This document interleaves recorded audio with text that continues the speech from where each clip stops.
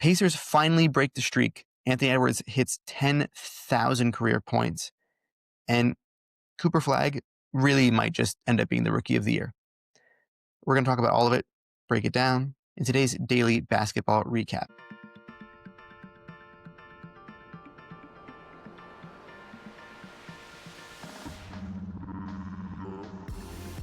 My name is Levi Jacob. No Shlomo today.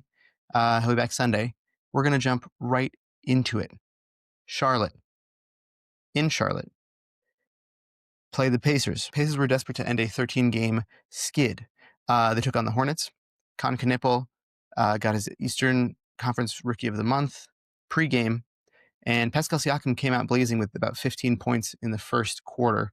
LaMelo Ball answered with 11, including a just crazy, insane tip-in that ended up happening off of a Jarris Walker miss. And after one, it was the Pacers that were up 3. Second quarter, TJ McConnell gave Indiana a spark, led by 9 for a little bit, but LaMelo absolutely took over. He was coming off the bench, by the way, which is very strange in this game. I'm kind of not sure how that ended up happening. But he was killing it off the bench. Colin Sexton started in his place and he did not do so well. So they needed LaMelo and he showed up.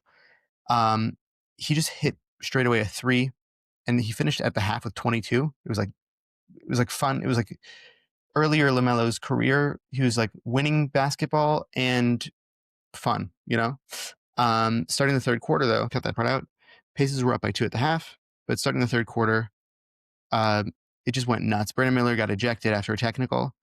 And then things really started it was moving. TJ McConnell kept attacking. He ended off with 23 and 8 off the bench. LaMelo matched him with 7 threes. Good game from LaMelo as far as that. 33 points also off the bench. So they had a 6-man duel there going on. And then moving into the fourth, really tight fourth quarter. Charlotte messed up on a late game possession.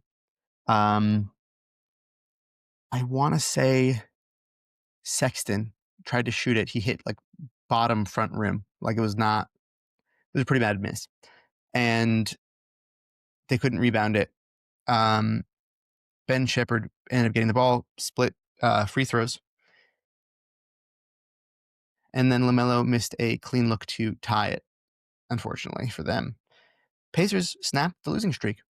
They snapped it, 114-112 win. That was a pretty big deal. And that also earned Rick Carlisle his 1,000th win on his career. That's a crazy amount of wins. And congratulations to him because I think that he's a really an excellent coach. Moving forward next, Cavaliers versus Timberwolves. Cavs versus Wolves, a lot of early runs going on. Cleveland hit a 23-10.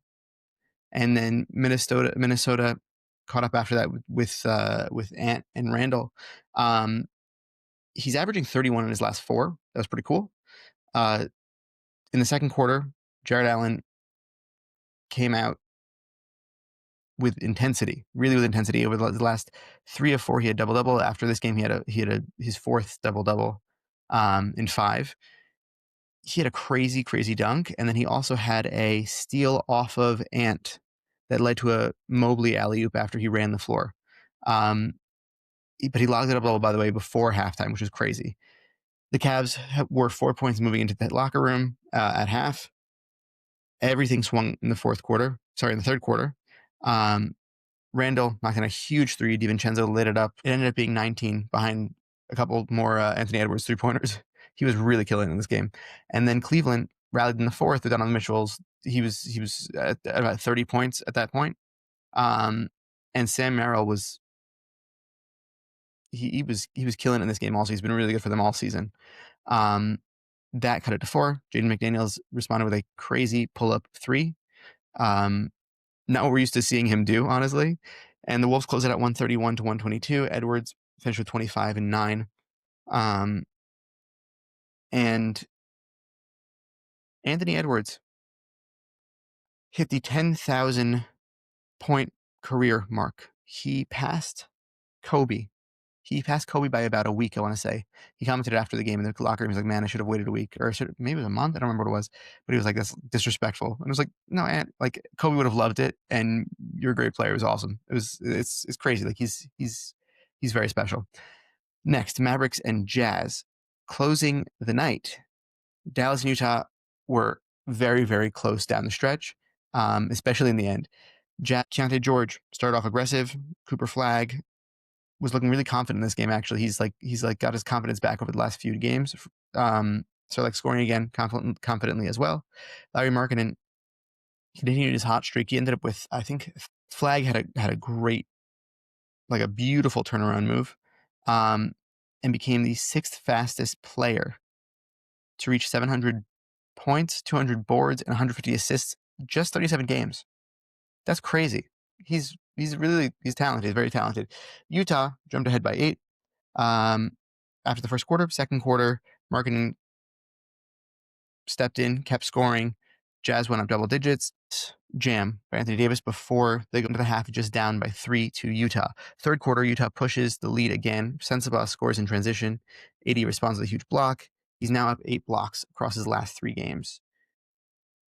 He's moving out there. Maybe there's also an audition for him to, eventually be moved to the Hawks, like people are speculating about. I don't think so, honestly.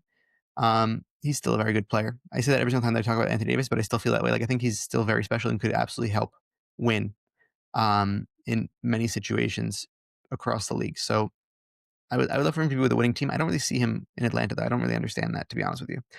Maybe to help give some reprieve to Jalen Johnson so you could do a little bit more on the defensive end. I don't know. But interesting, very interesting concept. Started the fourth quarter, tied at 80. Cooper Flagg threw down a crazy, crazy dunk. He ended with 26 and 10. Like I said, he looked more confident. And he joined Luka and Jason Kidd as the only Mavs to post 25, 10, 5, and 3. Markkinen kept the scoring effort throughout the game. And with under a minute left, Keyonte George had a crazy step back that totally killed them at the end of the game. It was a dagger against Cooper Flagg, or being defended by Cooper Flagg. And the Jazz took it 116-114.